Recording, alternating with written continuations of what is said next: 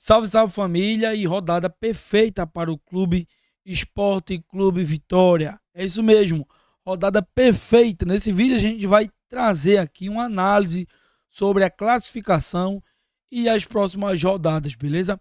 É o seguinte, o Vitória, ele foi fundamental vencer do Atlético Goianiense, porque abriu uma vantagem para o Atlético Goianiense, além de ultrapassar o Corinthians, se tirar aquela vantagem que era de 5 pontos para o primeiro fora do Z4 e ficar só a 2 pontos, podendo já sair nessa próxima rodada que joga dentro de casa.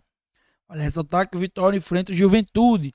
Ah, Jefferson, mas o Juventude, ele não era melhor ter perdido. Nesse vídeo a gente vai falar sobre isso, mas antes eu queria mandar um abraço aqui para a rapaziada que está contribuindo. Você que ainda não contribuiu, contribua. A meta está tá em sua metade, entendeu? Com a sua ajuda a gente consegue chegar. A gente está se organizando para comprar uns LEDs, uns negócios aqui e montar os aparatos bem massa, entendeu? Então, não vai ser sempre que vai ter essa campanha, mas com a sua ajuda a gente consegue chegar lá. Eu queria mandar um alô para o Ítalo Santana, o Antônio Jurandir, Rogério Rivelino, Cauã Santana. Tá aqui, ó, o pessoal que mandou. Ó. Cauã Santana, Carlos Barbosa, meu xará Barbosa, Gilmar de Jesus, Luiz Carlos, Arivaldo, Ivonildo Gomes, Sandro da Silva, Joel Batista, José Horácio, um abraço para vocês, e o Javanês Malheiros Ribeiro. Então é isso, família. Um abraço para todos vocês que estão contribuindo. Falta mais uma parte aí, você que ainda não contribuiu ou que já contribuiu e quer contribuir novamente, tá aqui embaixo. Dê essa força para o canal e deixa o like nesse vídeo.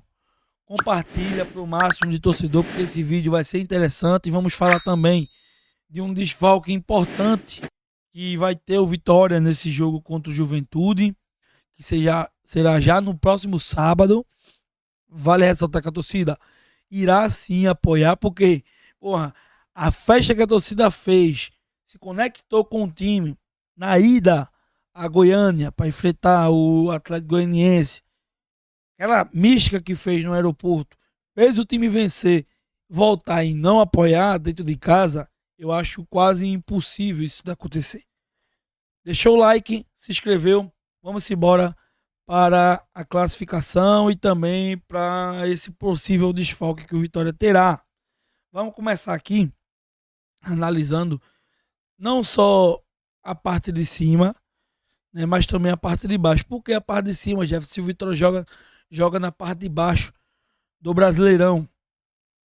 Porque a parte de cima ela impacta diretamente nessa rodada. Por exemplo, o Botafogo pegou o Corinthians, o Botafogo é líder, o Botafogo venceu do Corinthians. Palmeiras passou o carrinho por cima do Criciúma, isso foi interessante. O Grêmio empatou contra o Red Bull Bragantino, isso foi interessante por dois motivos. O Red Bull Bragantino não disparou e o Grêmio também ele não deu uma disparada, ficou a 3 pontos ali. Se o Vitória vence na próxima rodada, o Vitória ele passa o Criciúma, porque o Vitória vai para 8 vitórias, passa o Criciúma, claro, se o Criciúma perder, né? E tem uma possibilidade ali, deixa eu ver, não tem possibilidade de passar o Grêmio, a não ser que goleie o Juventude. Então, no máximo, pode empatar ali com o Grêmio. Então o Vitória ele se encontra numa situação que na próxima rodada ele pode pular pelo menos 2 casinhas aí para a 15ª posição, se ele vence e Criciúma e Fluminense também perdem, né? Porque se empatar, só se empatar, o Vitória já não passa eles. Então tem que perder os dois. O Juventude vai. O Juventude não. O Criciúma vai jogar na próxima rodada. Eu vou até olhar aqui. Contra a equipe do Atlético Paranaense. Tem uma possibilidade de perder, viu? Tem uma possibilidade. O Criciúma deu uma largada da porra no campeonato. Nos últimos 4 jogos, só empatou um jogo e perdeu 3. Pô. O Criciúma deu uma largada da porra no campeonato. Tá sem vencer no mínimo aí 4 jogos. Isso porque eu ainda não vi os outros jogos passados do Criciúma. Mas o Vitória enfrenta o Juventude e o Corinthians pegam o Atlético Goianiense, a expectativa é que o Corinthians vença. Então o Vitória tem que confirmar o favoritismo dentro de casa, vencer o Juventude. Cuiabá pega o Cruzeiro, deve perder também. E aí o Vitória torcer para um tropeço do Fluminense no clássico, o Botafogo vencendo. Será interessante demais, entendeu? Será interessante demais. E o Grêmio pega o Flamengo, outro tropeço seria muito bom. Então assim, a situação do Vitória, ela não é a das melhores. Eu não vou chegar aqui e dizer que a situação do Vitória é das melhores, mas é uma situação reversível, dada a circunstância que antes de começar a rodada que se terminou não, ainda tem um jogo, né? Mas que tá para se terminar hoje. Antes de começar, a situação do Vitória era o Vitória na 18ª posição, 5 pontos atrás do Fluminense, que era o primeiro fora do Z4, e com nenhuma perspectiva de que iria reagir no campeonato. Nenhuma perspectiva, porque era um Vitória, pô, que tinha perdido pro Vasco dentro de casa. Era um Vitória que vinha vários jogos aí sem vencer. Tava com quase a mesma situação do Criciúma, só que venceu nessa rodada. Porque se tivesse perdido, seria o reflexo total do que o Criciúma tava fazendo. Derrota, empate, derrota, empate, derrota. Derrota, empate, derrota, venceu. Se tivesse perdido, se complicaria mais. Entendeu? Eu vejo uma luz no fim do túnel dessa saída do Vitória. Porque joga um confronto direto e tem confronto direto não só contra o Juventude, mas também contra o Corinthians dentro de casa, contra o Grêmio dentro de casa, entendeu? Contra o Fluminense dentro de casa. A situação do Vitória, ela é uma situação confortadora contra o Red Bull Bragantino dentro de casa. A situação do Vitória é uma situação confortadora. Por quê? Porque a gente já sabia que o campeonato do Vitória seria esse, pô. O Vitória não tá fazendo um péssimo campeonato, não. O Vitória tá fazendo um campeonato que o seu investimento lhe capacita. Entendeu? Não vou comparar a Vitória ao Bahia, ao Vitória, ao Fortaleza, porque é investimentos, porra, sem igual, pô. Tá ligado? Sem igual. O campeonato do Vitória foi esse todo momento. Agora, claro, o Criciúma tá fazendo uma quantidade de pontos melhor do que o Vitória. Tem 3 pontos à frente do Vitória. Tem jogos a menos também, é verdade.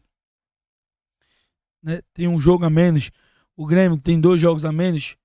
O Juventude tem nenhum jogo a menos, né? O Juventude já cumpriu o jogo dele atrasado.